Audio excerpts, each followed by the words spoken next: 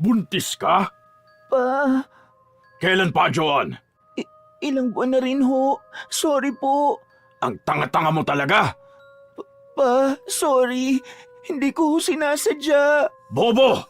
Kaunti na lang, Joan. Malapit ka nang umalis ng bansa. Naiintindihan mo ba ako? Kaunti na lang. Maaabot na sana natin ang lahat ng pangarap mo. Hindi ko naman ho alam na mabubuntis pala ako. Natural na mabubuntis ka ng hayop na yun. Huwag niyo naman pong tawagin ng ganon si Tasyo. Tatawagin ko siya sa kahit anong klase ng pangalan na gusto ko. Pa, Sinayang mo ang kinabukasan mo, Joan. Ang dami kong gusto mangyari sa'yo. Gumuho lahat. Itinapon mo lahat.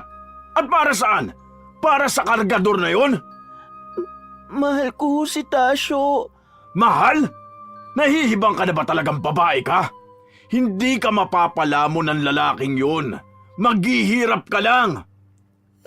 Alam ko po na hindi niyo ako paniniwalaan sa sasabihin ko. Pero hindi po ako pababayaan ni Tasyo. Mahal niya ako at ramdam ko yun. Mararamdaman mo rin ang gutom, Joan. Sabihin mo nga sa akin, nagkulang ba kami sa'yo? Nagkulang ba ako? Pa, hindi po. Tama! Dahil ibinigay ko sa iyo ang lahat, Joan. Walang araw na hinayaan kitang magutom. Lumaki ka sa isang malaki at maayos na bahay. Natulog sa malambot na kama.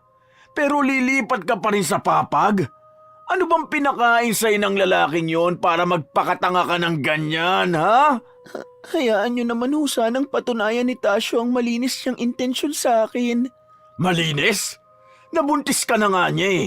Tapos sasabihin mo sa akin ngayon na malinis ang intensyon niya? Malinis ba sa'yo ang ganun, Joan? Akala ko ba matalino ka? Pakinggan niyo naman ho sana ako, pa. Ano pa bang kailangan mong sabihin? Naiintindihan ko ng lahat, Joan. Kasalanan lahat ito ng lalaking yon. Wala ho siyang ginawang kasalanan, pa. Ginusto ko ho ang lahat ng ito. Ikaw? Bakit nasasabi mo ang mga yan? Pinagbantaan ka ba ng hayop na yon? Hindi ho. Wala hong ginawang masama sa akin si Tasyo. Ako ho ang dahilan kaya nangyayari ito. Gusto ko lang naman hong ayusin yung problema. Gusto mong ayusin yung problema? Bakit hindi mo hiwalayan ng lalaking yun at ipalaglag ang batang dinadala mo? Yun ang lulutas sa lahat ng problema natin ngayon. Sorry ho, pa. Pero hindi ko ho kaya ang pinagagawa niyo sa akin. Sinungaling! Kung gusto mo talaga na maayos to, gagawin mo ang gusto kong mangyari. Hindi ko ho talaga kayang iwan si Tasyo. Hihiwalayan mo ang kargador na yon sa ayaw at sa gusto mo. Naiintindihan mo ba ako, Joan? Ayoko ho, pa. Ayaw mo? Pues, lumayas ka sa pamamahay ko. Aalis ho ako. Siguraduhin mo lang na hindi dadating ang araw na babalik ka dito para humingi ng pagkain niyang dinadala mo. Dahil hindi kita pagbubuksan. Lumayas ka! Layas! Tuluyang nanlabo ang mga mata ni Joan nang ipagbabato ng kanyang ama ang mga damit at bagahe sa mismong harapan ng kanilang bahay. Nahihiya man dahil sa dami ng nanonood, isa-isa niyang pinulot ang mga damit na nagkalat sa lupa, saka mabilis na naglakad papunta sa pwesto nila sa palengke. Doon niya naabutan si Tasyo, ang ama ng batang dinadala niya sa sinapupunan. Abala ito sa pagbubuhat ng mga paninda nila papunta sa bodega. Pero nang mapansin siya nito, agad na napatigil ang lalaki sa ginagawa. Nilapitan siya ni Tasyo at nang tuluyan siya nitong nahawakan sa kamay, agad na bumagsak ang balikat ng babae at agad na napaluha dahil sa mga nangyari nung araw na yun. Hindi na rin nagtanong pa ang lalaki at basta na lang nitong kinuha mga dalang gamit ni Joan, saka nila iniwan ang lugar na yun. Nakarating sila sa tapat ng isang maliit na bahay na gawa lang sa tagpi-tagping piraso ng kahoy, kung saan dire-diretso silang pumasok sa loob. Ayos ka lang ba? Tasyo. Shh, huwag ka na umiyak. Hindi ko na alam kung anong gagawin ko, Tasyo. Hindi na ako tatanggapin sa bahay. Natatakot ako. Paano yung bata? Yung panganganak ko? Hindi ko alam kung saan ako pupunta. Huwag ka mag-alala. Aalis tayo dito. Hindi mo na kailangan pang problemahin ang lahat. Gagawa naman ako ng paraan. Uunahin muna natin yung bahay. May bahay naman ako sa probinsya eh. Ayos lang ba kung doon tayo titira? Talaga? Oo naman. Sigurado ka ba? Malayo yun dito. Hindi rin magagarbo yung mga bahay saka puro puno lang ang nasa paligid. Baka mahirapan ka. Wala namang problema sa akin yun. Ayos lang. Basta malayo dito. Ang totoo niyan, natatakot ako para sa kaligtasan mo, Tasyo. Siguradong susugurin ka ng mga kamag-anak ko, lalo na ni na Tito. Oras na makarating sa kanila yung balita na pinalayas ako ni Papa. Kailan mo ba gustong umalis? Hanggat maaari sana, bukas na bukas. Bakit hindi ngayon na mismo? Wala na rin naman akong babalikan sa trabaho sa palengke.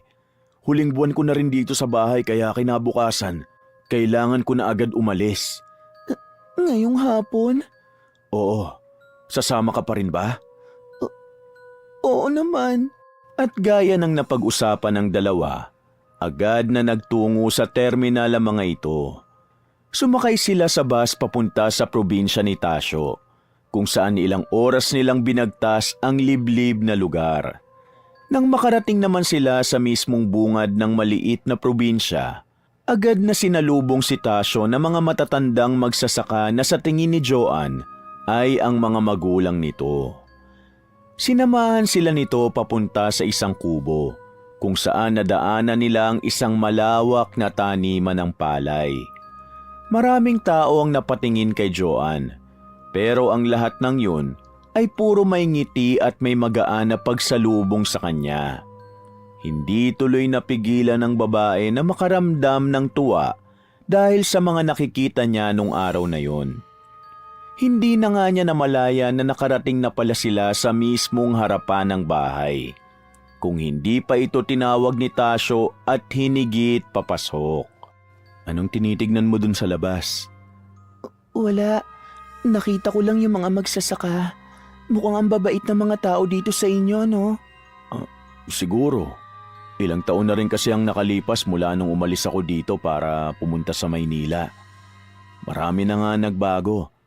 Halos hindi ko na makilala yung paligid.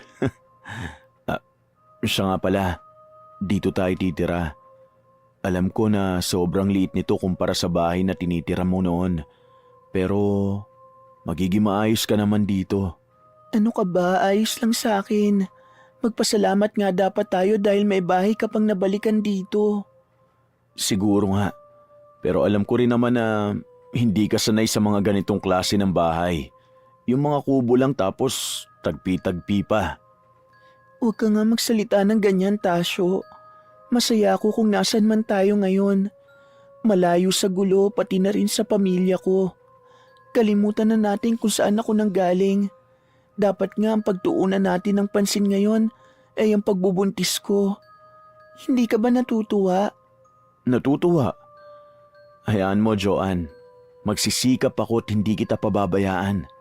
Pati na rin ang magiging anak natin. Alam kong gagawin mo yon. O paano? Ayusin na natin yung mga gamit at damit sa loob. Marami-rami pa naman itong mga dala ko. Mabuti pa nga. Siya nga pala, dadating yung pamangking kong si Lala bukas. Makakasama natin siya dito sa bahay. Dito na siya titira. Wala na kasi siyang kasama doon sa bahay ng mga magulang niya eh. Ayos lang ba? Oo naman. Hindi mo na kailangan pang itanong, Tasyo. Saka, kailangan ko rin naman na makakasama lalo na't mahihirapan akong gumalaw-galaw dito sa bahay. Mabait naman yon. Masipag din kaya pwede siyang makatulong sa'yo habang wala ako at nasa trabaho. Ha? Bakit? Nakahanap ka na kaagad ng trabaho? Kadadating lang natin ah. Oo, tutulong ako sa pagtatanim ng palay. Marami naman kasing pwedeng pasukan na trabaho, lalo na kapag nasa probinsya ka. Magandang balita yan. tingnan mo. Kadadating pa lang natin dito pero ang dami na kaagad na magandang nangyari. Siguro senyales na rin to na magiging maayos ang pamumuhay natin. Nakakatuwa naman. Tama ka. Kinabukasan, maagang nagising si Joanne dahil sa mga ingay ng tao mula sa labas. Wala na si Tasyo sa tabi nito, kaya naman napilitan siyang bumangon para silipin kung anong nangyayari. Pupungas-pungas man, naglakad ito patungo sa labas. Pero bago pa man niya mabuksan ang pinto, agad na nanlaki ang mga mata ni Joanne nang biglang sumulpot sa mismong harapan nito ang isang batang babae. Hindi man intensyon, muntik nang matumba si Joanne dahil sa matinding gulat. Mabuti na lang at pumasok si Tasyo sa loob nung mga oras na yon at agad na nasalo ang babae. Ay! Joanne, ayos ka lang ba? Oo, medyo nagulat lang ako. Lala, sinabi ko na sa'yo na mag-iingat ka sa harapan ng tita Joanne mo. Buntis siya eh. Hindi ko sinasadya, Tito. Sorry po. Huwag mo nang pagalitan yung bata, Tasyo. Wala naman siyang kasalanan. Medyo nagulat lang talaga ako. Kahit na, alam mo naman na buntis ka eh. Kaya dapat doble ingat sa lahat ng galaw. Masyado ka naman nag-aalala sa akin. Teka, ito na ba si Lala?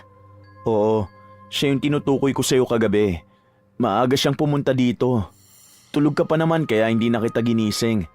Lala, si Tita Joanne mo yan, asawa ko. Hello po, Tita Joanne. Hello rin. Dito ka natitira? Opo, pasensya na nga po pala sa nangyari. Hindi ko talaga sinasadya na magulat ka, Tita. Nako, ayos lang yon. Huwag mo nalang pansinin yung mga sinabi sa'yo ng Tito Tasyo mo. Alam ko naman na hindi mo talaga sinasadya. Salamat po. O siya, alis na ako. Teka, saan ka pupunta? Magtatrabaho. Ngayon na raw kasi kailangan ni tatay ng tulong sa palayan. Wala naman akong gagawin ngayong araw kaya sisimulan ko na. Hindi ka pa yata kumakain ng almusal. Nagluto na ako kanina. Kumain ka na rin ha? Huwag ka magpapalipas ng gutom. Masama yun para sa bata. Oo. At Lala, Po, bakit po, Tito? bantayan mo na maigi ang tita Joanne mo ha. Huwag kang aalis sa tabi niya. Kung may kailangan o gagawin siya, pakialalayan mo na lang sana ha. Opo. O, sige na, alis na ako. Mag-ingat ka. Pagkaalis ng asawa ni Joanne, agad na rin itong nag-intindi sa bahay nila. Nilinisan niya ito at agad na inayos ang lahat ng gamit. Pagdating naman ng tanghali, habang abala ito sa pagluluto ng kakainin nila ng pamangkin ni Tasyo na si Lala, biglang pumasok ang bata dala ang isang basket ng iba't ibang uri ng prutas at gulay. Nang tinanong naman ito ni Joanne, sinabi ni Lala na galing ang mga yon mula sa matatandang magsasaka na nakita ng babae kahapon. Hindi tuloy mapigilan ni Joanne ang mapangiti nang malaman niya yon. Matapos nitong makita ang buong laman ng lalagyan. Hindi kasi sukat akalain ng babae na mababait pala talaga ang mga taong nakatira doon gaya ng hula niya. Tanghaling tapat na nang matapos itong makapaghanda ng pagkain.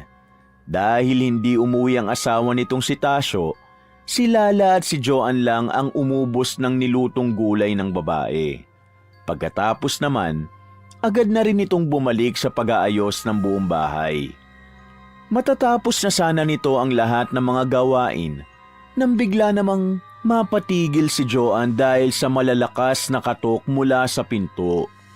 Doon bumungad sa kanya ang malapit nitong pinsan. Nalaman ni Joanne na hinanap pala siya ng lalaki para lang mabisita. Hindi rin naman ito nagtagal dahil agad din itong umalis para bumalik sa Maynila. Pumunta dito yung pinsan mo? Oo, bumisita lang para tignan ang kalagayan ko. May nasabi ba siya tungkol dito sa tinitira natin? Ha? Wala. Bakit naman siya may masasabi? Bumisita lang yung tao dahil nag-aalala siya dahil nga bigla kong umalis. Ano naman ang sinabi niya tungkol sa pamilya mo? Galit pa rin daw si Papa, pati na rin yung mga kamag-anak namin. Mabuti na nga lang daw at nakaalis na tayo agad. Bala ka daw kasi nilang sugurin. Paano nga pala niya nalaman na dito ka nakatira? Tinanong daw niya dun sa may-ari ng dati mong inuupahang bahay kung saan ka nakatira. Kumusta pala yung trabaho mo? Ayos naman. Bukas daw sisimulan na namin ni tatay ang pagtatanim ng palay. Marami naman kami, kaya baka abutin lang yun ng ilang araw. Mabuti naman kung ganon. Siya nga pala, napadaan dito kanina yung mga matatandang magsasaka. Nagulat na nga lang ako kasi may dala ng mga gulay si Lala. Bigay daw yon. Ang babait pala talaga ng mga tao dito, no, Tasyo? Nakakatuwa naman. Sino? Teka, may pumunta na naman? Sasabihan ko nga mga inaiwasan kang bisitahin dito palagi. Mamaya niyan, may makuha ka pang sakit sa mga yon. Huwag naman. Pumupunta lang naman sila dito dahil natutuwa sila kasi nga buntis ako. Saka, puro pagkain lang naman yung laman ng basket. Ano bang laman? Kung ano-ano lang. May nakita pa nga ako kanina na kakaibang prutas. Ngayon lang ako nakakita ng ganun. Parang gusto ko tuloy kainin. Hindi ko lang alam kung paano. Oh, hindi mo naman pala alam kung ano yon. Huwag mo na lang galawin. Saka, huwag kang basta-basta na lang kakain ng kung ano-ano doon ha. Baka makaapekto lang yun sa bata. Healthy naman yun. Ano bang posibleng mangyaring masama pag kumain ka ng prutas? Nakakaapekto daw sa bata yung mga ganun. Lalo na yung mga pagkain na pinaglilihan ng mga buntis. Sino namang may sabi? Sabi ng mga matatanda. Iba na ang panahon ngayon, Tasyo. Kaya huwag ka masyado magpapaniwala sa mga sabi-sabi. Hindi naman yung totoo eh. Totoo o hindi, mabuti na nag-iingat tayo. Oo na, sige na nga. Makalipas ang ilang buwan, tuluyan ang lumaki ang tiyan ni Joanne. Umumbok ito at halos hindi na nga nito magawang yumuko dahil sa bigat. Naging doble tuloy ang pag-iingat ng mag-asawa, lalo na ni Tasyo. Wala tuloy nagawa ang babae ng pagbawalan nito ng asawa niya na wag na munang gumawa ng mga nakakapagod at mabibigat na gawain. At dahil walang mapaglibangan, nagsimulang mag-alaga si Joanne ng mga bulaklak at halaman na nakapaso sa harapan ng bahay nito. Tuwing umaga, palagi itong binibisita ng babae at ilang oras na kukuting-tingin. At pagdating naman ng hapon, isa-isa nitong didiligan ng mga bulaklak, oras na makauwi ang asawa nitong si Tasyo at makapagbuhat ng tubig na gagamitin niya. Sa mga buwan na lumipas, walang araw na nalungkot ang babae sa naging paglipat nila sa probinsya. Tinupad ng asawa nito ang pangako noong unang araw na dumating si Joanne sa lugar na yon. Hindi nito pinabayaan na mag-ina. Araw-araw na nagsusumikap si Tasyo para lang ibigay ang lahat ng pangangailangan ng kanyang pamilya at nakita naman yun ni Joanne. Tita, ang linis na ng mga halaman mo. Talaga? Oo, mukhang buhay na buhay silang lahat. Ang gaganda ng kulay. Ginamasan ko na kasi ito kanina. Kailan lang nung naglinis ako pero ang dami na namang tumubo. Kaya naman ho pala ang ganda ng tignan. Paanong hindi gaganda? Ikaw ba naman ang ilang oras na pagtuunan ng atensyon? Tasyo, kanina ka pa ba dyan? Kailan ka pa nakauwi? Kadadating ko lang. Hindi mo nga ako napansin kahit nasa harapan na ng bahay natin itong mga halaman mo eh. Kinakausap kasi ako ni Lala. Oo na. O ano, kumain na kayo? Kumain na ako kanina, pero itong si Lala hindi pa. Maaga pa naman daw kasi. Kakain na lang kami mamaya. Ikaw, baka gusto mong kumain ulit. Titingnan ko kung magugutom ako mamaya. Sige. Tasyo, huwag mong kalimutan yung tubig ha. Magdidilig na ako mamaya. Sige, magpapalit lang ako ng damit sa loob. Babalik din ako agad dito. Sige. Sandali lang ha. Lala, pakikuha naman yung timba sa loob para malagyan na kaagad ng tubig ni Tasyo pag nakabalik na siya dito. Sige ho, tita. Isa lang ho yung kailangan nyo, di ba? Oo, salamat. Sige po. Habang naghihintay na bumalik si Tasyo, isa-isang tinanggal ni Joanne ang mga tuyong dahon sa paso nito para libangin ang sarili. Hindi naman nagtagal Agad din na napatigil ang babae matapos itong makarinig ng maihinang kaluskos. Nanggaling yun mula sa taas ng malaking puno na malapit lang sa kanyang kinatatayuan. Kaya naman dahan-dahang naglakad papunta doon si Joanne para alamin kung ano ang dahilan ng paggalaw ng mga dahon. Noong una, wala namang nakitang kakaibang babae mula sa taas.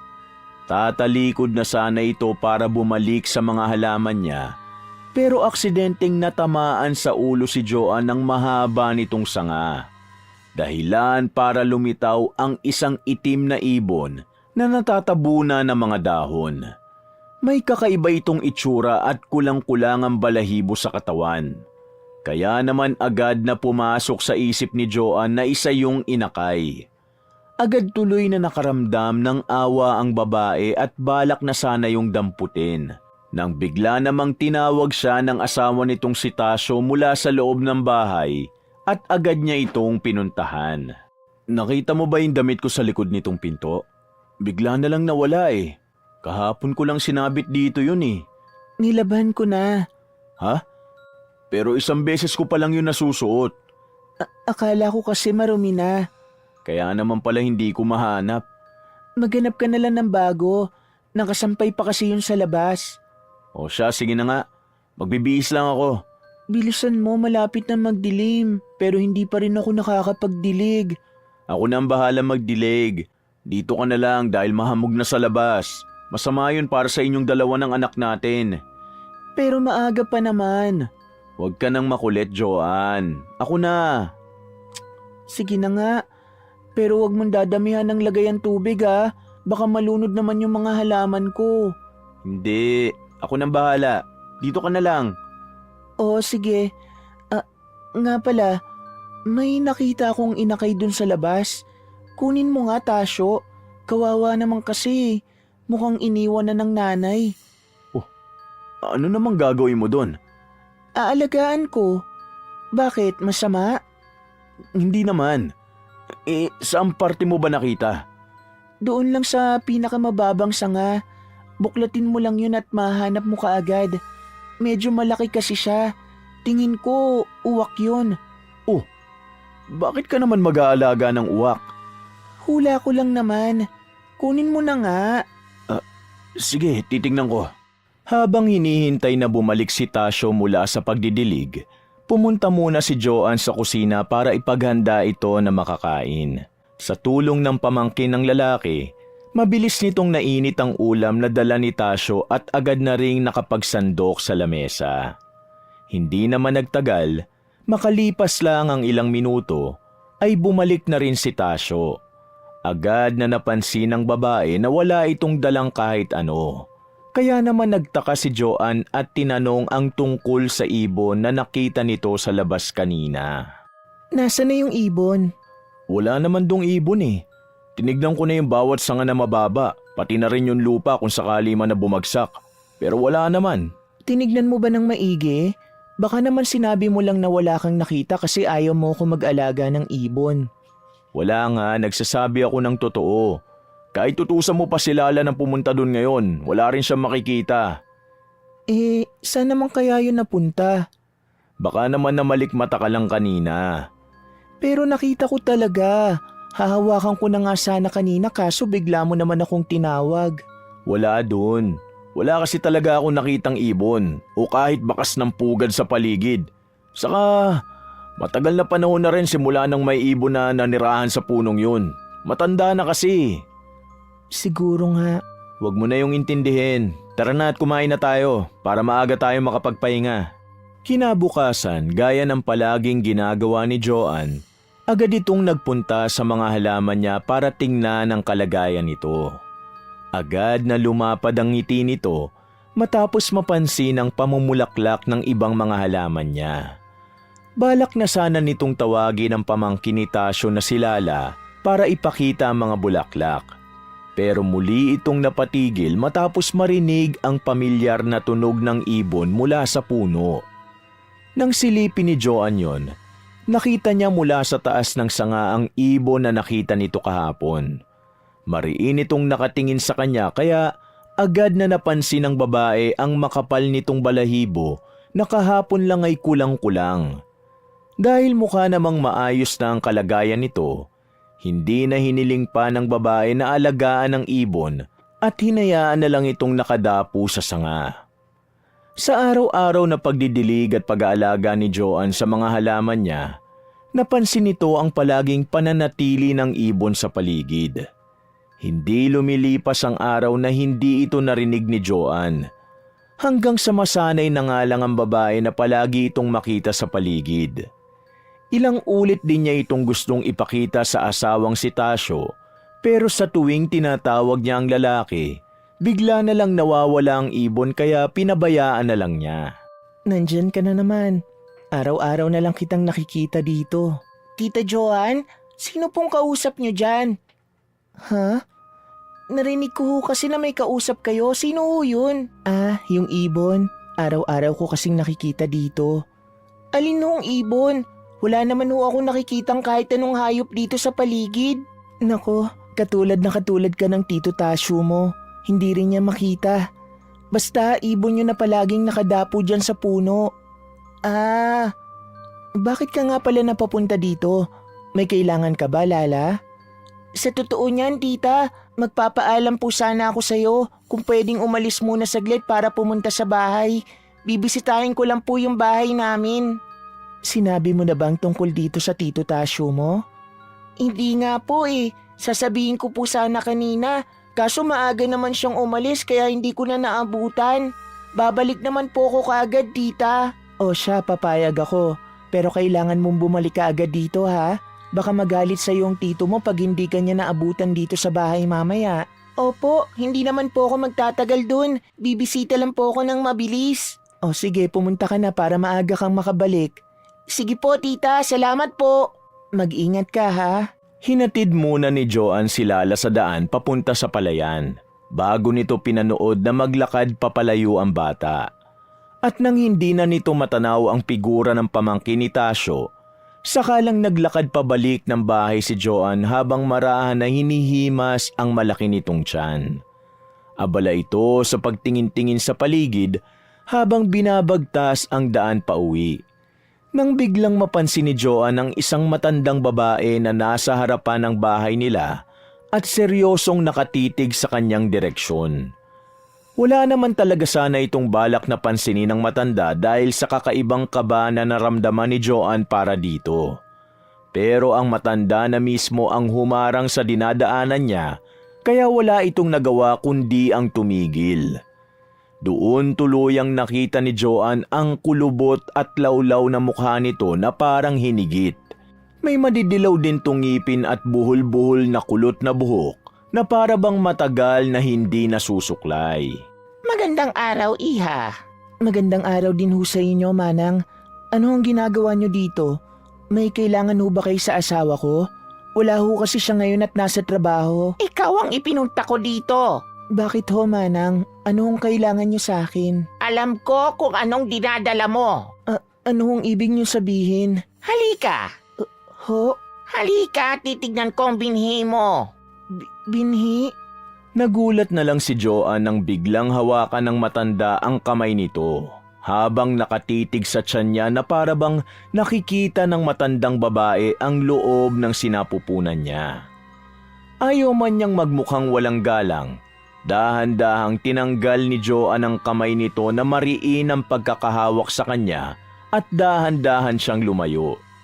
Hindi alam ni Joan kung napansin ba ng matanda ang naging reaksyon nito nung mga oras na yon, pero takot na talaga ito sa mga nangyayari. Lalaki! Isang lalaki!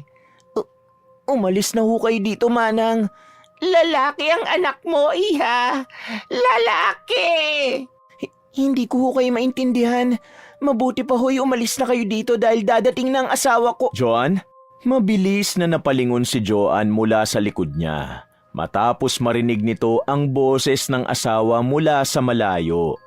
Muli sana nitong sasabihan ng matanda na umalis, pero paglingon ni Joan, agad itong napaatras dahil sa takot matapos makita na wala na doon ang matandang babae at nag-iisa na lang siya sa harapan ng kanilang bahay. Bago pa man tuluyang natanggap ng sistema ni Joan ang nangyari, namalaya na lang nito na nasa harapan na pala niya si Tasyo. Puno ng pagtataka ang mukha nito habang nakatitig sa asawa. Tasyo? Bakit parang gulat na gulat ka naman yata? May problema ba? May matanda dito kanina. Tapos paglingon ko, bigla na lang nawala. Nakita ko nandito lang siya kanina. Nang alin? Yung matandang babae nga. Nakita ko siya dito kanina sa harapan ng bahay natin. Hinarang niya ako bago pa man makapasok sa loob tapos biglang hinawakan yung kamay ko. Tumitig pa nga siya sa tiyan ko kanina at ilang ulit na sinabi na lalaki daw ang magiging anak natin. Sinong matandang babae yun? Nakilala mo ba? Hindi. Ngayon ko lang siya nakita dito.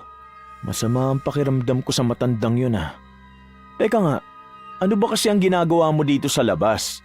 Sinabi ko naman sa'yo na sa bahay ka lang dapat. Tignan mo tuloy ang nangyari. Tsaka nasan ba si Lala? Dapat kasama ka niya ngayon Umalis si Lala. Nagpaalam sa akin na bibisita daw muna siya sa dating bahay nila. Ano? At pumayag ka naman? Madali lang naman daw kasi siya doon kaya hinayaan ko na. Hinatid ko pa nga siya hanggang sa labasan kaya mo ko naabutan dito sa labas. Pumasok ka na, Joan. Sige. Pagkatapos nung nangyari, naging mahigpit si Tasyo kay Joan. Palagi nitong ipinapaalala sa kanya na mag-ingat lalo na't ilang buwan na lang ay kabuwanan na ng babae. Wala tuloy itong nagawa kundi sundin ang gusto ni Tasyo at manatili na lang sa loob ng bahay kung saan wala itong ginawa kundi ang magluto at maglinis. Dahil na rin sa gusto nitong mangyari, napabayaan ni Joan ang mga halaman nito sa labas. Gustuhin man niya itong muling diligan, palaging tinitignan ni Tasyo ang mga paso nito para alamin kung nabasa ba ang lupa at lumabas ang babae. Tita Joan? Bakit Lala? Napansin ko ho yung mga halaman niyo sa labas kanina at napansin ko ho na patay na lahat ang mga bulaklak niyo. Ano? Pero sabi sa akin ng tito mo ayos pa naman yun kahapon Hindi ko ho alam. Nakita ko lang ho na lanta na lahat kanina habang nagwawalis ako. Sigurado ka ba? Baka naman yung ilan lang na hindi naaarawan. Tignan mo nga ulit. Sige po. Oh, ano nangyayari dito? Yung mga halaman ko. Oh, bakit ka ba sumisigaw? Saka anong meron sa halaman mo? Sabi mo maayos pa yon. Patay na raw sabi ni Lala. Ano nangyari? Ha? Anong patay? Kakikita ko lang nung kahapon maayos pa. Tita, patay na po talaga. Tuyo na ho yung mga dahon at lanta na yung katawan. Tingnan mo, wala na. Patay na lahat. Nakakainis. Joan. Ewan ko sa'yo. Teka lang, buhay pa talaga yun kahapon Hindi ko alam kung ano nangyari pero nagsasabi ako ng totoo. Namumulaklak pa nga yung isang paso nung binisita ko pagkagaling ko sa trabaho. Buhay ba yung ganon? Namatay na lahat ng halaman ko. Alam mo naman na yun na lang ang pinagkakabalahan ko dito. Tapos pinabayaan mo pa. Hindi ko naman pinabayaan. Tigilan mo ako. Hindi akalain ni Joan na pagkatapos ng away nilang yon, magiging sunod-sunod ang pagtatalo nilang mag-asawa. Matapos kasing mamatay ng mga halaman ng babae, nagkaroon naman ng problema sa trabaho ang asawa nitong si Tasyo, na naging resulta ng pagkakaroon nila ng problema sa pera at pagkain. Ilang araw silang nagtalo at walang gabi na lumilipas na hindi ito nagsisigawan bago matulog. Sumabay pa doon ang pagkakaroon ni Joan ng mga pinaglilihang pagkain at kahit gustuhin man itong humiling sa asawa, ang mga problema nila nung mga oras na yon ang agad na pumigil dito. Nahihiya kasi si Joan na dumagdag sa problema ng asawa nito. Kaya hanggat maaari, nananahimik na lamang ang babae sa kabila ng mga gusto nitong kainin. Tita, kumain na po kayo. Kawawa naman po si baby. Ayoko nga ng ulam. Ano pong gusto nyo? Magluluto po ako. Wala. Tita Joan naman, bawal po kayo malipasan ng gutom. Baka magalit pa si Tito sa inyo niyan. Sige na po, kahit konting subo lang. Magkaroon lang ng kahit konting laman ng tiyan nyo. Ayoko nga Lala. Nasaan ba si Tasyo? Hindi pa po umuwi eh. Gabi na. Dapat kanina pa siya nandito. Baka po may problema na naman sa makinarya. Teka nga, hihintayin ko siya sa labas. Pero gabi na po. Bawal kayong lumabas. Baka mapano po kayo, wala pa naman si Tito. Sa tapat lang naman ako ng gate. Walang mangyayaring masama sa akin. Samahan ko na po kayo. Dito ka na lang at magluto. Kakain ako mamaya. Ayoko lang ng ulam natin ngayon. Sige po. Pumasok na rin po kayo agad, tita ha. Baka mag-away na naman po kayo ni Tito pag naabutan ka pa niya sa labas. Oo, babalik din ako agad. Sige po. Nahihirapan mang lumakad dahil sa laki ng tiyan ni Joanne. Nakarating siya sa labas at ilang minutong tumayo. Tahimik itong nagmasid sa paligid at hinihintay ang pagdating ng asawa nitong si Tasyo.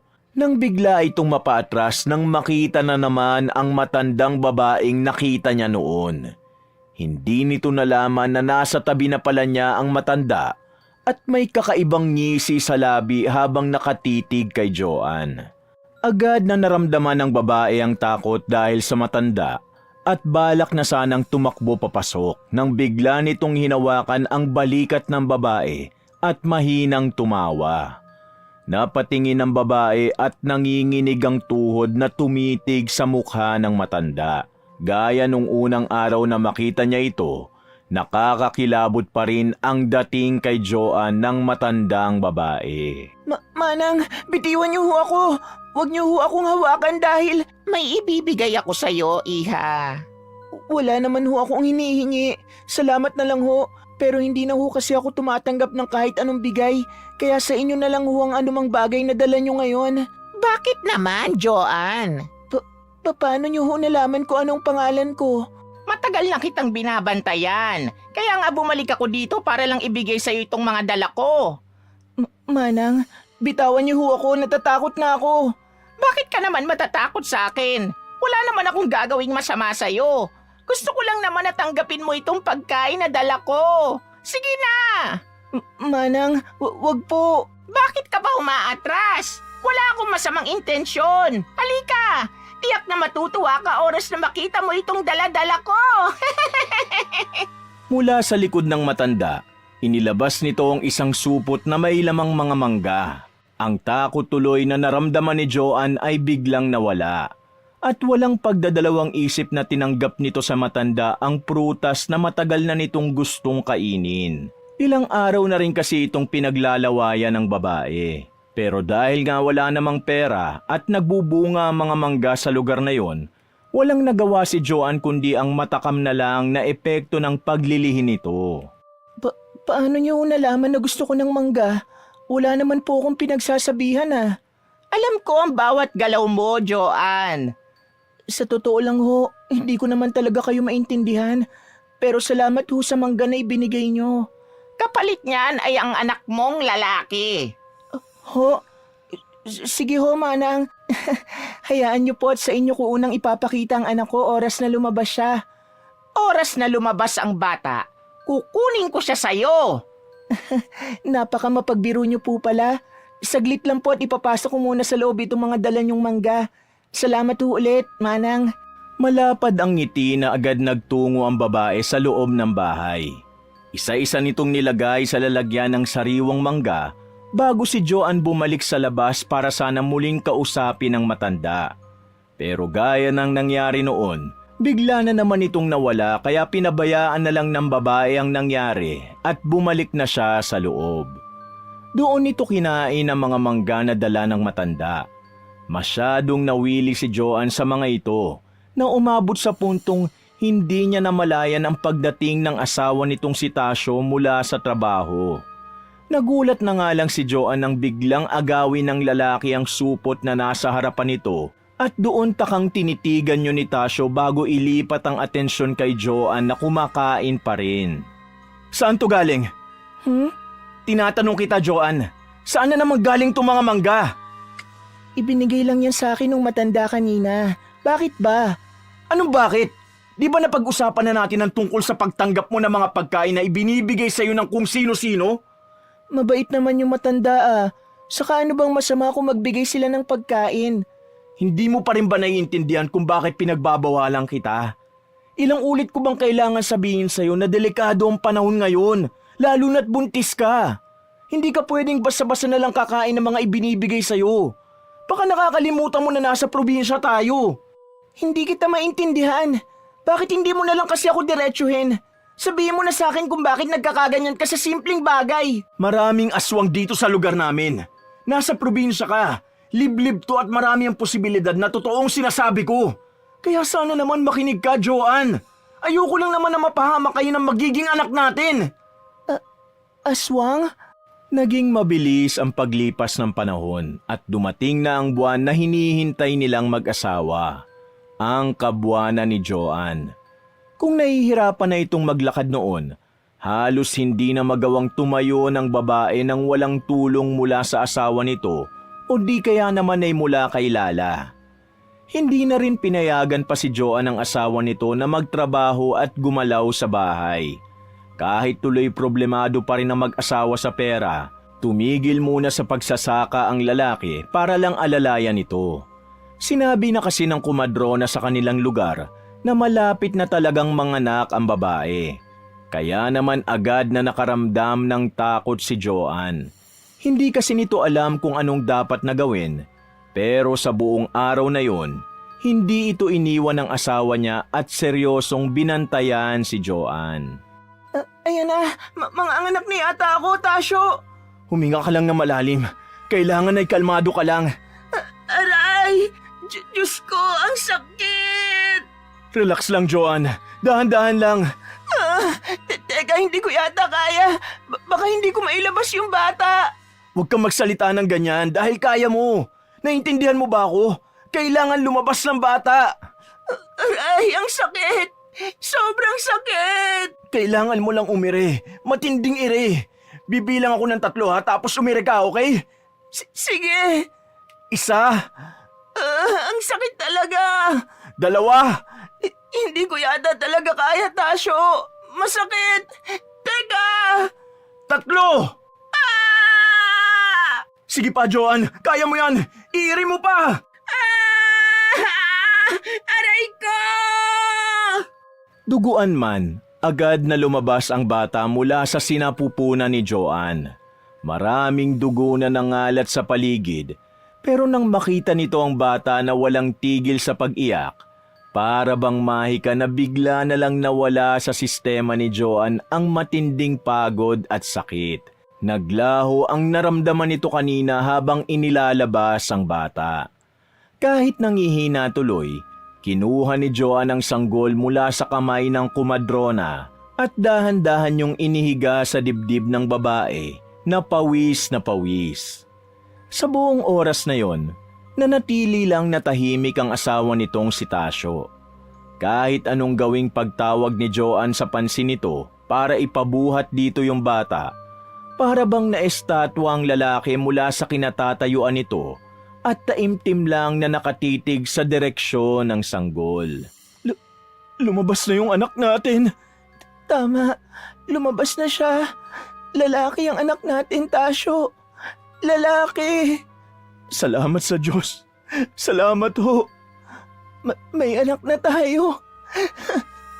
Masaya ka ba? Oo, sobra-sobrang sayang nararamdaman ko ngayon, Joanne. Kung alam mo lang, tuwang-tuwa ako sa mga nangyayari. Mabuti naman kung ganun. Mahiga ka lang muna dyan at magpahinga ha. Maya-maya lang, ipaghahanap kita ng pwedeng umilot sa'yo. Matulog ka na. Alam kong napagod ka sa panganganak. Sige. Joanne? Salamat ha. Salamat at binigyan mo ko ng anak. Wala yun. Masaya ako na masaya ka, Tasyo. Dahil mahal kita. Mahal din kita. Bumawi ka na muna ng lakas.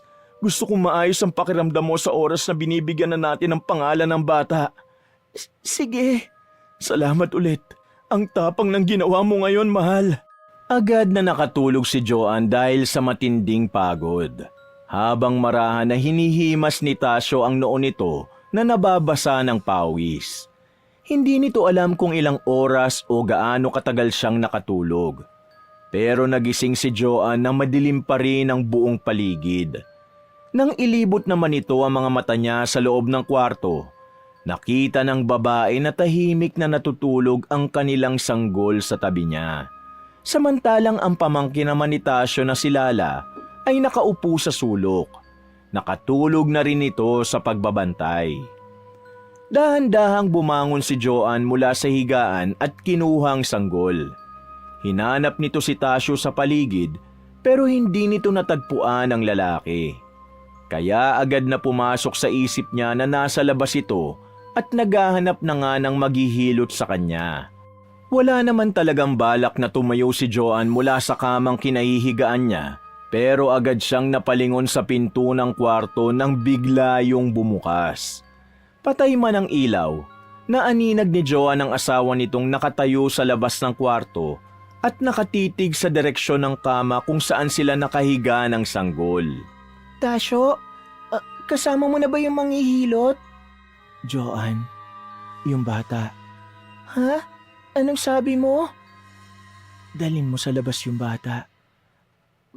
Bakit? Saan tayo pupunta?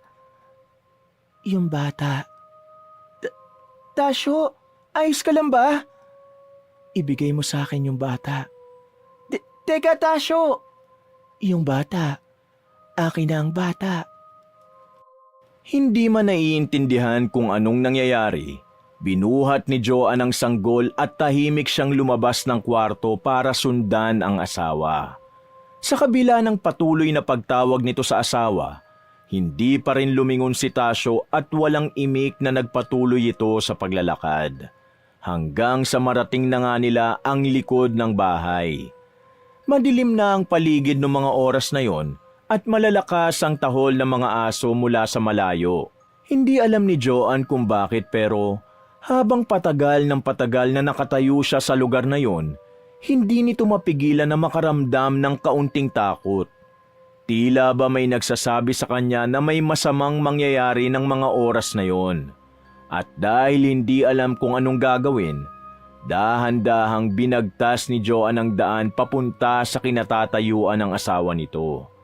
Mabibigat man ang mga hakbang at may malalim na paghinga, nagiging doble ang bilis ng pagtambol sa dibdib nito sa bawat segundong lumilipas na papalapit siya kay Tasyo. Tasyo, ano bang nangyayari sa'yo? Bakit hindi ka nagsasalita? Tita Joan? Lala? Ano ang ginagawa niyo dyan? Tinawag kasi ako ng tito mo. Nandito siya oh. Ho? Bakit parang gulat na gulat ka naman yata? May problema ba sa sinabi ko? Tita, pero hindi pa ho umuwi si Tito Tasyo. Ano bang sinasabi mo? Nandito si Tasyo. Tinawag niya ako. Hindi pa ho bumabalik si Tito galing sa paghahanap ng manghihilot sa inyo. Paano? Tita, hindi po yan si Tito Tasyo. Para bang bomba na sumabog sa buong sistema ni Joan ang katagang binitiwan ng bata. Nanindig ang lahat ng balahibo nito sa katawan at nangangatal na dahan-dahang inilingon ng babae ang ulo sa direksyon ng lalaking inakala nito na asawa niya. Mula sa kinatatayuan ng misteryosong tao, tuluyang kumalat ang takot mula ulo hanggang talampakan ni Joan. Matapos nitong makita ang pagbabagong anyo ng nilalang na balak na sana nitong lapitan kanina. Mula sa mukha ng asawa niya, unti-unti yung nagbago. Noong unay naging matanda muna ito, pero hindi nagtagal, ang katawan nitong pangtao ay napalitan ng isang malaking ibon. May mabalat itong mukha na singkapal ng sakalabaw, mahaba ang braso, at may matutulis at mahahabang kuko sa kamay nakapabaligtad na posisyon ng kamay at paa. Kahindik-hindik at talaga namang nanlamig ang buong katawan ni Joan. Pero bago pa man ito magawang makalapit sa mag-ina, inipon niya ang lahat ng kanyang lakas ng loob at mabilis na tumakbo pabalik sa bahay sa takot na mapahamak ang kanyang anak. Aswang! Akin na ang anak mo! Tita, takbo! Yung pinto! Isarado mo yung pinto, dali! Opo! Buksan mo itong pintuan, Joan! Ibigay mo sa akin ang anak mo! Sa akin ang bata! Layuan mo kami! Wala kang makukuha dito! Sa akin lang ang anak ko! Buksan mo ito! Papasukin mo ako sa loob! Manahimik ka! Tita, anong nangyayari? Natatakot na ako. Shh! Magiging ayos lang ang lahat. Hindi ko kayo hayaan na masaktan. Huwag kang matakot. Naiintindihan mo ba ako? Opo. Mabuti. Ngayon, makinig ka sa bawat sasabihin ko. Tingnan mo lahat ng bintana dito sa bahay. Siguruhin mo na lahat ay sarado. Nakukuha mo ba ang utos ko, Lala? Opo, Tita Joanne. Sige na, pumunta ka na at gawin yung ipinapagawa ko. Gustong maiyak ni Joanne ang mga oras na yon. Matapos ilang ulit na itulak ng aswang ang marupok nilang pinto para mabuksan, hindi tuloy mapigilan ng babae na tahimik na magdasal dahil sa matinding takot. Gustuhin man niyang magpakalakas ng loob para kay Lala at sa anak nito, ang patuloy na pagpukpok ng aswang sa labas ang agad na nagpahina ng loob ng babae. Hindi na kasi nito alam kung ano ang dapat niyang gawin sa mga pagkakataon na yon. Naisip nito na masyado namang malayo ang bahay ni Tasyo para magsisigaw at humingi ng tulong sa labas. Kaya ang tanging paraan na lang na naiisip ng babae para makaligtas ay ang pagdating ng asawa ni Joanne na si Tasyo. Agad na napatayo si Joanne matapos nitong marinig ang biglang pagtigil ng pagpukpok at sigaw ng aswang sa labas. Sisilipin na sana nito ang maliit na butas sa pinto para tignan kung saan pumunta ang aswang nang bigla itong mapalayo dahil sa matinding takot. Dito kasi bumungad sa kanya ang isang malaking matang nakasilip din sa mismong butas na sinilipan nito. Kasabay ng bigla nitong pagsasalita gamit ang boses ng asawa ni Joanne. Joanne, nandito ako sa labas. Bakit hindi mo ako papasukin? Tita, si Tito Tasyo na yung nasa labas. Buksan niyo na po yung pinto habang wala pa yung aswang. Lala, hindi. Hindi siyang tito mo. Peke ang nasa labas. Hindi siya si Tasyo. Lala, ako ito. Buksan mo yung pinto para kay Tito. Dali na. Huwag ka makinig sa kanya, Lala. Nagpapanggap lang siya na si Tasyo para pagbuksan mo siya ng pinto. Hindi siya tao. Hindi ko kayo maintindihan. Narinig ko po ang boses ni Tito sa labas at sigurado po akong siya yun. Tama, ako nga ito. Ang Tito Tasyo mo. Tita, nasa labas si Tito! Makinig ka, Lala. Ibang tao ang nasa labas ngayon. Isa yung aswang. Lala, buksan mo itong pinto. Tito, ikaw ba talaga yan? Oo, Lala, ako ito. Kaya pagbuksan mo na ako ng pinto. Huwag ka makinig sa kanya, Lala. Ako ang paniwalaan mo. Parang awa mo na. Buksan mo na itong pinto, Lala. Huwag mong hintayin na mainis pa ako sa'yo. Isa! Opo! Ano ba? Sinabing huwag mo siyang sundin. Pero tita, kung ayaw niyo po siyang pagbuksan, ako na po ang bahalang magbukas ng pinto. Huwag sabi! Huli na para mapigilan ni Joanne ang pamangkin ni Tasyo na si Lala. Dahil mabilis na itong tumakbo papunta sa pinto at agad na pinihit ang hawakan ng pinto ng bahay. Dahil hawak ni Joanne ang sanggol, hindi kaagad ito nakagalaw. Wala tuloy nagawa ang babae kundi ang basta na lang iharang ang likod nito dun sa pinto para pigilan ang aswang na tuluyan na makapasok sa mismong loob. Mabilis niyang sinabi kay Lala na kunin nito yung bata at nang maayos nang nailapat ang anak, sakalang sinalo ni Joanne ang pwersahan na pagtulak sa pinto ng aswang. Naramdaman na lang din ito na mahapdi na ang kanyang likod dahil sa mga kalmot ng aswang. Gusto nang sumuko ng katawan niya sa mga nangyayari nung gabing yun, pero ang ideya na mapahamak ang dalawang bata ay hindi na atim ni Joanne kaya ginawa nito ang lahat ng kanyang makakaya para maharangan lang ang daan. Joanne, wag mo nang pilitin pa na labanan ako. Ibigay mo na lang sa akin ang napagkasunduan natin noon. Ano bang pinagsasasabi mo? Wala akong maalala na pumayag ako na makipagkasundo sa isang aswang. Tigilan mo na ako at ang anak ko. Nakalimutan mo na ba kaagad? Pumayag ka. Tinanggap mo ang alok ko. Hindi ko nga alam kung anong sinasabi mo. Gusto mo bang ipaalala ko sa'yo ang nangyari nung gabing yon? Hindi ba't gustong-gusto mo ng mangga? Ako ang nagbigay noon sa'yo. Kapalit ng anak mong lalaki. Ikaw ang matandang babae na nakita ko na noon? Nakuha mo rin sa wakas. Ako rin ang ibon na palagi mong nakikita noon. Naaalala mo na ba? O kailangan ko pang dagdagan ang impormasyon na alam ko? Ano ka ba talaga? Hindi mo na kailangan pang alamin kung ano ako, Joanne. Isa lang naman ang habol ko sa'yo. At yun ang batang nasa loob ng bahay na ito. Ang batang minsan ko nang pinanood mula sa sinapupunan mo. Hindi ko ibibigay sa'yo ang anak ko. Magkamatayan na. Kung hindi ko rin naman makukuha ang sanggol na anak nyo, papatayin ko na lang siya. Wag ang anak ko. Parang awa mo na. Tigilan mo na kami dahil wala akong maibibigay sa'yo. Parang awa mo na. Ang anak mo ang kailangan ko, Joanne. Hindi ako naghintay ng ilang buwan para lang mapunta sa wala ang lahat. Wag mo nang gawin to. Please. Wala ka ba talagang balak na ibigay siya sa akin? Ibibigay ko ang lahat. Wag lang ang anak ko. Maawa ka sa akin. Ganon? Pues hindi ko kayo titigilan. Magkamatayan na tayong lahat dito pero hindi ko hahayaan na may makalabas ng buhay sa bahay na ito. Pare-pareho tayong mamamatay. Wag! Saglolo! Tulungan niyo ho kami! Tulong! Naging mabilis ang lahat ng pangyayari nung gabing yon. Tuluyang bumagsak ang katawan ni Joanne matapos siyang atakihin ng paulit-ulit sa likod niya. Ramdam na ramdam niya ang pangingimi ng buo niyang katawan habang pilit na ginagapang ang direksyon ng dalawang bata para protektahan ang mga ito mula sa aswang na may nakakatakot na ngisi. Habang humahakbang papalapit kay Lala na buhat-buhat ang sanggol ng mag-asawa.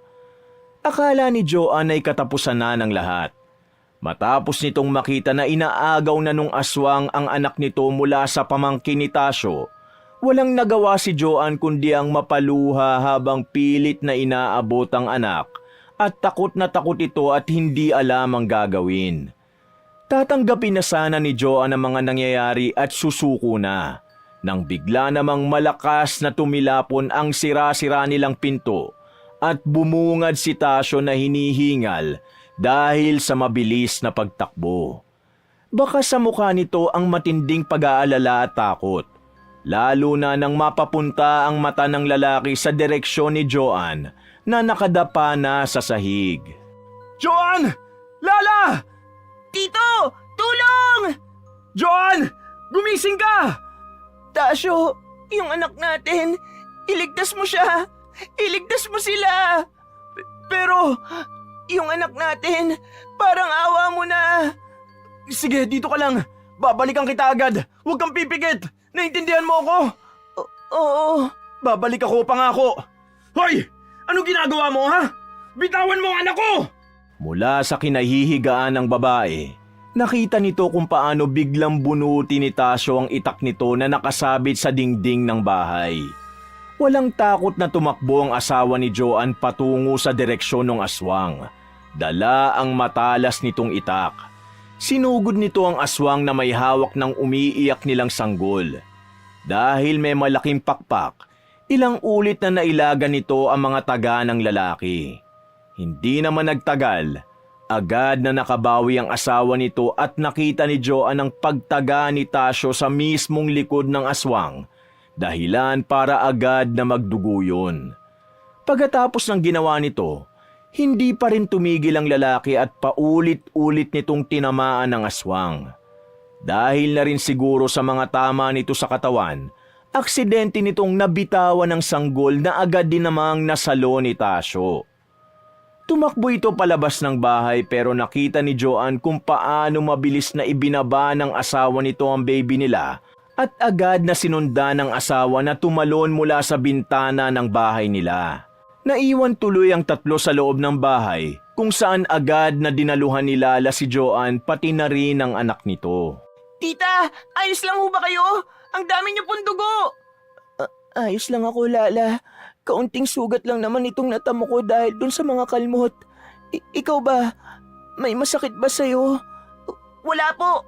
Hindi naman ho ako nalapitan ng aswang kasi dumating na rin kaagad si Tito Tasyo. Mabuti naman kung ganon. Tita Joan! Shh! Ayos lang ako. Huwag ka mag-alala sa akin. Mabuti pa, yung anak namin ang tingnan mo, pwede ba? Hindi ko kasi magawang gumalaw dahil sa mga sugat ko. Pwede bang ikaw na ang gumawa? Oo, salamat ng marami, Lala. Wala ho siyang sugat o kahit isang galos, tita. Mukhang wala hong balak yung aswang nasaktan yung anak nyo. Gusto lang siguro talaga siyang kunin. Pero alam mo naman siguro na hindi namin yun nahayaan na mangyari, di ba? Kahit sa'yo, hindi ka rin namin pababayaan gaya ng ginagawa ng Tito Tasyo mo ngayon. Alam ko po, hindi ko lang ho talaga mapigilan na matakot. May aswang pa ho akong nakita. Shh, tahan na. Ayos na ang lahat. Ligtas na tayo ngayon. Wala namang nasaktan sa nangyari, di ba? Kayo! Ayos lang ako. Hindi ko naman ito ikamamatay. Malayong malayo ito sa bituka. Aray! Tita! Tita Joan, okay lang ho ba kayo? Tawagin mo ng Tito Tasyo mo, dali. Oo, saglit lang ho. Babalik ako agad. Namilipit sa sakit si Joan matapos nitong maramdaman ang patuloy na pagtusok ng kung anong matulis na bagay sa likod nito. Gustuhin man silipin ng babae ang dahilan ng mga sakit na kanyang nararamdaman nung oras na yon, tuluyang bumigay ang buong katawan niya dahil sa matinding pagod. Dala na rin siguro ng panganganak nito kanina at ang biglang pag-atake ng aswang na yon sa likod ni Joan. Kaya hindi na nagawa pang maigalaw ng babae ang buo nitong katawan. Hindi nagtagal, bumalik si Lala kasunod ang asawa ni Joan. May mga dugo rin ito sa katawan. Pero ang seryoso nitong mga mata ay nakapako lang sa asawa nitong si Joan. Binuhat ito ni Tasyo at mabilis na dinala papunta sa terminal ng mga tricycle. Malayo kasi ang ospital sa lugar na yon. Kaya halos mamutla na si Joan bago pa man nila narating ang mismong bayan ng lugar. Hindi na nagawa pang alamin ng babae ang mga nangyari pagkatapos niyang maisugod sa loob. Dahil nagising na lang si Joan makalipas ang ilang araw dahil sa pagkawala ng malay nito. Ang sakit ng ulo ko. Tita, gising na ho si Tita Joan. May malay na ho ulit siya. Nasaan ako? Nasa ospital ka ho, tita. Ilang araw na ho kayong walang malay. Ano? Teka, nasaan ang anak ko? Nasaan si Tasyo? Kumusta na sila?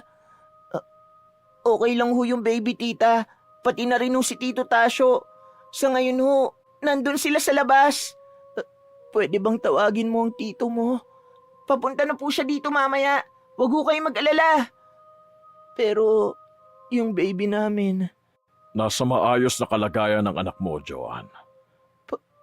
Papa, ano hong ginagawa niyo dito? Lalabas na po muna ako. Bakit? Masama na ba ngayon na dalawin ng anak ko? Ho, pero galit ho kayo sa akin. Tapos na yun, anak. Napatawad na kita. At sana, mapatawad mo na rin ako. Ano ho bang nangyayari? Bakit parang bigla na lang kayong naging mabait sa akin? Nagugulat ka ba dahil sa mga sinasabi ko? Bakit pa? Bakit parang bigla na lang kayong nagbago? Dahil sa asawa mo, kay Tasyo. Anong ginagawa niyo sa asawa ko? Huwag kang mag-alala.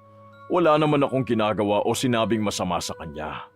Nag-usap lang kami at sa ilang araw na wala kang malay, nakilala ko ang asawa mo. Sinabi ho ba niya sa inyo kung anong nangyari sa akin? Sa amin ng anak ko? Oo, At ano ang masasabi niyo tungkol dun? wala naman pero napag-usapan namin ni Tasyo na kung sakali man na ayaw mo nang tumira sa probinsya nila, pwede kang bumalik sa akin, sa bahay. Tanggap ko kayo ng apo ko. Pa, sorry ho. Shh. Ayos lang, anak. Normal lang na nagkamali kayong mga anak namin habang tumatanda. Naging makitid lang talaga ang utak ko nung panahon na nalaman kong nabuntis ka niya. Akala ko kasi hindi ako naging mabuting ama sa'yo kaya mo yun nagawa. Pero, hindi ho kayo naging masamang ama, Papa. Mahal ko lang ho talaga si Tasyo. At alam ko na yun ngayon. Lumipas ang ilang araw at tuluyan ng gumaling ang mga sugat ni Joanne. Pinayagan na itong lumabas ng doktor, kaya agad na dumiretso pa uwi ang mag-asawa kasama si Lala para magpahinga. Inabutan ng mga ito ang bahay nila na sobrang gulo mula pa sa nangyaring insidente, dahil ilang araw na nga ang nakalipas.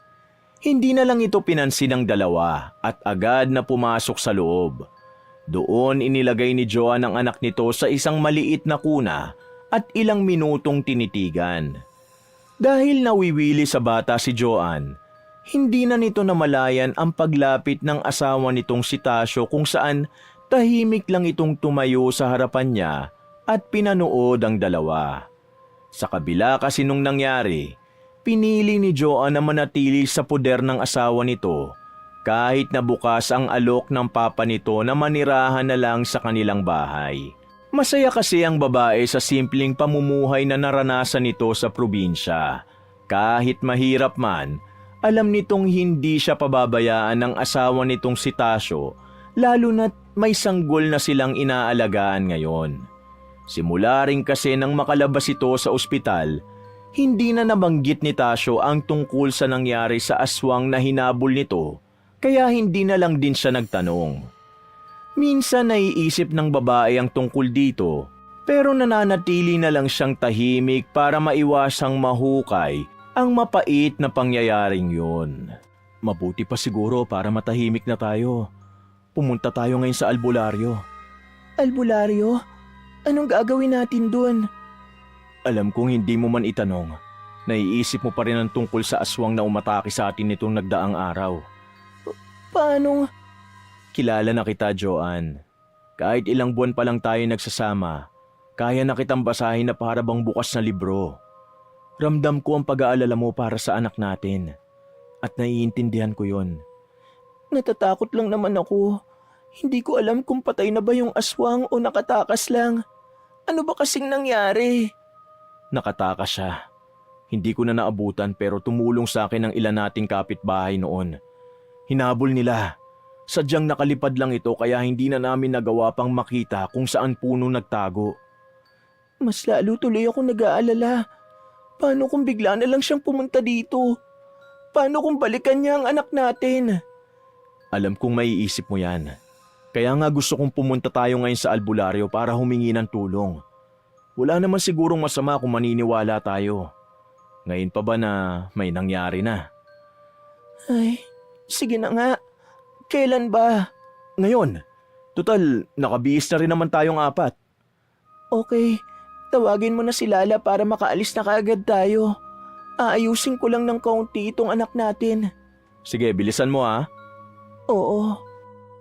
Dahil malapit lang naman sa kanilang lugar ang albularyong tinutukoy ng asawa ni Joanne, agad nila itong narating kung saan agad itong sinalubong ng isang matandang lalaki.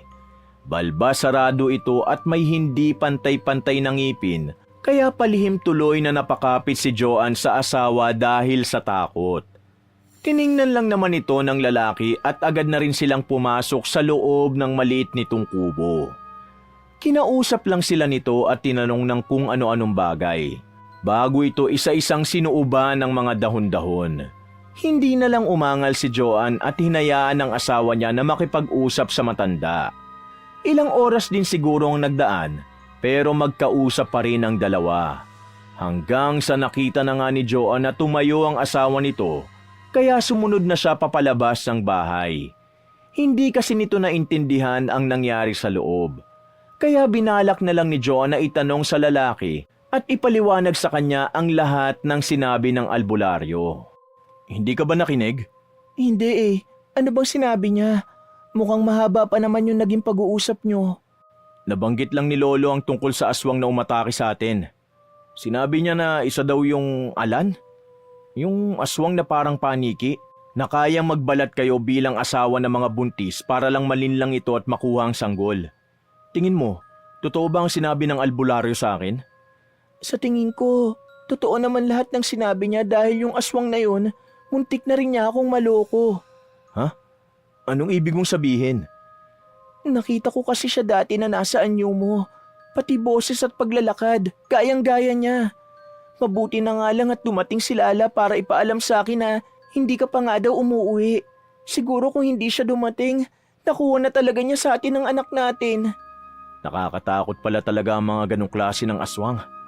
Di mo alam kung tao ba yun o isang aswang na nagpapanggap bilang asawa mo para makuha ang sanggol sa sinapupunan ng babae. Kaya nga, siya nga pala, akala ko ba hihingi ka dun sa albularyo ng tulong? Nasa na? Meron nga, ito oh. Inilapat ni Tasyo sa kamay ni Joan ang isang maliit na kwintas, medalyon at bote. Ipinaliwanag nito na yun daw ang mga pangontra na nahingi ni Tasyo sa matanda. Makakatulong daw yun sa kanila na mailayo at mailigtas ang sarili sa iba't ibang uri ng aswang na pwede nilang makasalamuha. Hindi man naniniwala sa mga ganong bagay si Joan, tinanggap na lang nito ang mga pangontra na binigay ng asawa at agad na isinuot sa anak ang medalyon. Makalipas ang 1 taon, naging tahimik ang buhay ng mag-asawa sa mga lumipas na araw na yon. Wala na rin silang naging problema pagdating sa pera. At naging ligtas na rin ang mga ito mula sa mga aswang sa paligid. Hindi na rin nila hinayaan pa na muling mabanggit ng kahit sino sa kanila ang nangyari. At minabuti na lang na ibaon sa limot ang mga alaalang yun. Hindi kasi gusto ni Joan na tumatak sa buhay nila, lalo na kay Lala, ang kahindik-hindik na nangyaring yun. Tita Joan, yung tubig niyo daw po ay nasa harapan na ng mga halaman, sabi ni Tito Tasyo. Sige, sabihin mo salamat. Lalabas na rin ako mamaya. Inaayos ko lang itong mga gamit na naiwan dito sa kusina. Sige po. Nga pala, kumain ka na ba? Opo, kanina pa po, tita. Pinauna na ho kami ni Tito dahil nagugutom na kanina si Junior. Nasaan na ba sila ngayon? Nasa palayan po ata. Pinapainitan ni Tito si baby kasi maaga pa naman daw po. Hindi man lang ako sinabihan nun Hayaan niyo na po, tita. Mukhang tuwang-tuwa nga po kanina si Tito nung nakita ko siya sa labas kanina eh. O siya, sige na nga. Mabuti pa, tulungan mo na lang ako dito para naman mabilis tayong matapos. Para masundan na natin kaagad yung dalawa sa palayan. Maganda pa naman ang panahon ngayon para makapaglakad-lakad sa labas. Sige po, tita. Siya nga pala, may gusto kong itanong sa'yo, Lala. Po? Ano po yun? Masaya ka ba sa amin? Dito po sa bahay niyo? Hindi lang dito, sa buo. Ibig kong sabihin, masaya ka ba na kasama mo kami ng Tito Tasyo mo? Tinatanong pa po ba ang mga ganyan? Opo, masaya ako. Sa katunayan nga niyan, sobrang saya ko po simula nung lumipat ako dito sa inyo. Talaga ba? Opo, sobrang saya ko po. Matapos marinig ang sagot ng bata, dahan-dahang tumayo si Joan at may malapad na ngiti na ipinagpatuloy nito ang kanyang mga ginagawa. Makalipas lang naman ang kalahating minuto, natapos ng 2 babae ang mga kailangang linisin sa kusina, kaya agad na rin itong binagtas ang daan patungo sa palayan. Malayo pa man sa mismong pwesto ng mag-ama ni Joan, nakita na kaagad nito ang malapad na ngiti ng asawa nitong si Tasyo. Inaalalayan ng lalaki yung bata habang patuloy na tumatawa. Hindi tuloy na iwasan na makaramdam ng matinding galak at tuwa si Joan dahil sa mga nasaksihan nito. Hindi nito sukat akalain na pagkatapos ng lahat ng mga hirap, pagod at iyak nito sa buhay, mapupunta ang babae sa kinatatayuan nito ngayon, kung saan may mabait siyang asawa, anak, masipag na pamangkin, at masayang pamilya na ni minsan ay hindi nito naisip na buuin. Maraming nangyari, Hindi nga rin inaasahan nito na magkakaroon ng parte sa buhay niya na maaalala nito na minsan na nitong muntik mawala ang sanggol na hawak ng asawa ni Joan ngayon. Mabuti na lang at nakaligtas silang pamilya. At ito na nga, masaya at tahimik. Malayo sa kaguluhan ng buhay. Lalo na sa mga aswang. Oh, ano pang ginagawa mo dyan? Halika na! Sumama ka sa amin. Hindi yung pabigla-bigla ka na lang natutulala habang nakangiti. Sira ka talaga. May naalala lang kasi ko. Alam ko, halata sa mukha mo kanina eh. Pero tama na kasi ang pag-iisip ng kung ano-ano. Halika na! Masaya lang naman ako. Ang saya na nating tignan ngayon. Para nitong minsan lang, ang dami pa nating problemang kinakaharap. Pinalayas mo ko. Pumunta tayo dito tapos may aswang pa na pumasok sa eksena. Tapos, nagkasundo na kami ni Papa at bumalik tayo dito. Hanggang sa mapunta na nga tayo ngayon dito sa kinatatayuan natin. Parang panaginip lang ang lahat, Tasyo. Sana, hindi na ito matapos. Napansin ko rin yun. Pero imbis na alalahanin mo yung problema, bakit hindi na lang natin sulitin ang bawat sandali? Kagaya nitong mga sandaling ito. Oo naman, masaya lang talaga ako ngayon. Masaya akong malaman yan mula sa'yo, Joan. Kaya halika na! Ito na nga, masyado ka talagang mainipin. Lalapit din naman ako eh. Aba, bilisan mo naman kasi. Halika at sumali ka na sa banding namin itong anak mo at ni Lala. Ikaw na lang yung kulang oh. Ay Tasyo, papunta na nga ang kulit mo. Wakas! Mga kapatid, naiibigan nyo ba ang ating kwento? Maraming salamat ha. Kung hilig nyo rin ang mga kwentong pag-ibig, pakisuportahan naman ang isa ko pang channel, ang Mr. Love Tagalog Story. At pakicomment na rin kung taga saan kayo, para naman alam ko kung hanggang saan umaabot ang mga kwento ko. Salamat uli! Buntis ka? Pa, Kailan pa, Joan?